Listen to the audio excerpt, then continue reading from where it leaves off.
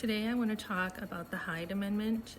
Biden is looking to spend, I believe the numbers are $6 trillion on helping women to abort their babies. So what the Hyde Amendment has always done is protect women as far as not having easy access to abortion, because it's something that taxpayers are not willing to pay for, abortion. Now with taxpayers, through Biden, being or having to pay for abortion, we're looking basically to encourage women to abort. 80% of Americans do not believe in third trimester abortion. 60% of Americans don't believe in second trimester abortion. And I believe in Canada, a lot of people just are not really caring about abortion. But if we can break it down to specifics and say, how do you feel about third trimester or second trimester? I do agree with a lot of the voices out there saying, well, then I think people would, if they knew the heart of the pro-choice movement, be able to say, no, I don't agree with these procedures. Rolling Stones, I just heard, had gotten their information wrong about abortion, saying that the heartbeat doesn't really start at 6 weeks.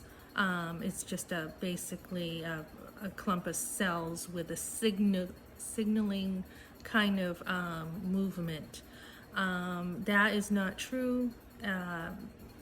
As soon as conception happens, as soon as the egg hits the sperm, we have conception, and that is a baby, and the baby is growing. We do have certain stages that we can call that baby, whether it's embryo or fetus, but it is a baby in the end. And this is where pro-choicers want to debate and dehumanize babies and say that it's really not a baby, it's a clump of cells. I myself has shared my manipulated and forced abortion on me as a teenager and what that looks like for women years down the road. I also had no information given to me what an abortion was.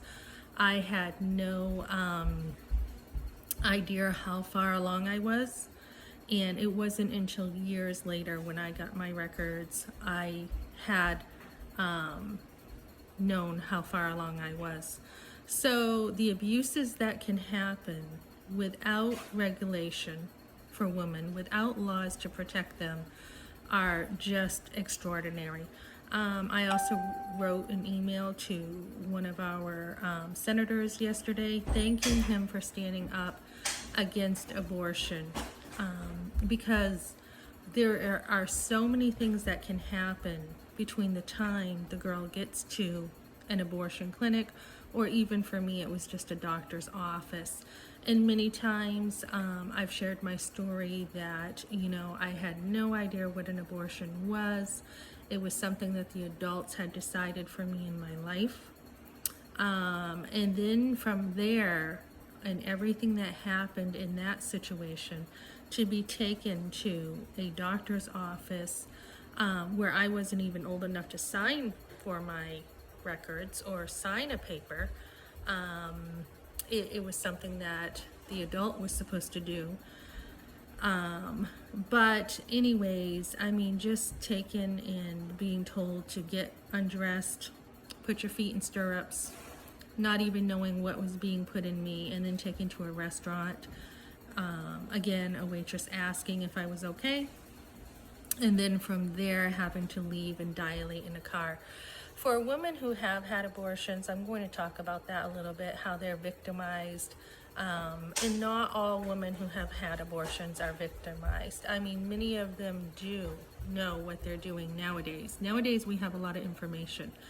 But what does happen to a lot of women who have had a trauma in their childhood is they either are living with some kind of post-traumatic disorder, or they, may disassociate.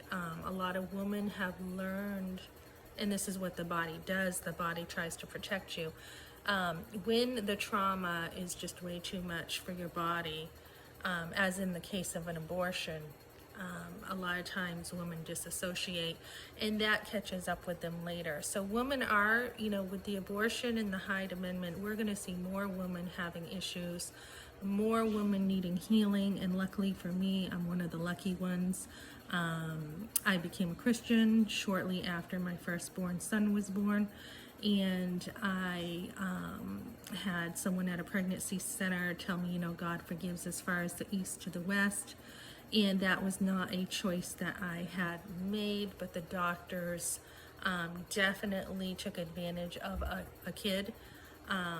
So anyways, yeah, even to, me being brought back upstairs after a restaurant and car dilation without any medication and just laying there disassociating with the pain that I was feeling, and then turning to my left to see the blood in a vacuum and having a nurse block my view. And then from there, no care afterwards. It was just done, walked part way home, never mentioned again, no care at all. And that's something that catches up to women later on when they do experience motherhood. These girls, Paxton Smith and others who talk about abortion, don't know what they're talking about. They've never been a mother, and a lot of these pro-choicers never have been mothers, so they don't know what they're talking about. But healing is something women definitely need. We're hearing girls say, oh, I don't regret my abortion, not one bit. And they're very defensive. I mean, I've heard of women like just going crazy after an abortion, dancing on tables, just feeling like their worth has been taken, and they might as well act like, trash because they feel like trash. And what we need to do is we need to help women to know their value and dignity. We need to stop abortion completely, abolish it, and care about the health of mothers and the babies. So again, the Hyde Amendment is something that Biden is doing. The left is really pushing this on women. And anybody who takes a stand in this day and age and says that it's wrong, it's immoral, there's no basis for it, even without your religion. There's no right to take another human life. So I would encourage people to get out there, let your voice be known, do something to, let your voice be known to Congress or to your state senator. And yeah, there's a lot we can do before the next election and in helping women.